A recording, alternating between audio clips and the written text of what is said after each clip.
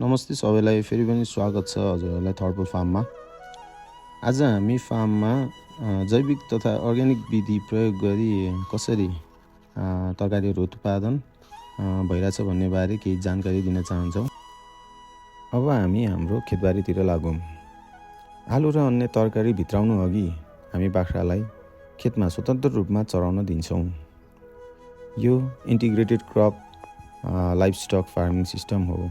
प्राविधिक रूपमा बाख्राले अनावश्यक झार खान्छन्, श्रम लागत घटाउँछन्, जैविक पदार्थलाई मलमा रूपान्तरण गर्छ। यसले रासायनिक विषादीको प्रयोग घटाउँछ, कृत्रिम मलमा निर्भरता कम गर्छ, पोषक तत्त्वको चक्रलाई सक्रिय बनाउँछ। अब चाहिँ हाम्रो अर्को जैविक कार्यविधि जुन चाहिँ हामी हरेक दिन फार्ममा गरिरहेको हुन्छौँ। गाईको गोबर एउटा फोहोर मात्र नभएर जैविक पुँजीको रूपमा हामी लेख्छौँ। सही सङ्कलन र कम्पोस्टिङबाट माटोको अर्ग्यानिक कार्बन बढ्छ, सूक्ष्म जीवहरूको विविधता सक्रिय हुन्छ, वाटर होल्डिङ क्यापेसिटी सुधार हुन्छ, जराको क्षेत्र बलियो बन्छ।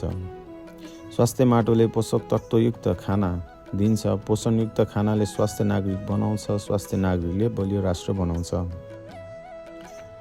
तसर्थ पशुपालन खेतीबाट अलग होइन, यो दिगो कृषि प्रणालीको मेरुदण्ड हो। बालीले पशुलाई आहार दिन्छ, पशुले माटोलाई मल दिन्छ, मलले माटोको जीवाणु सक्रिय बनाउँछ, जीवाणुले बाली उत्पादन बढाउँछ। यो बन्द चक्रको क्लोज लुप प्रणाली हो।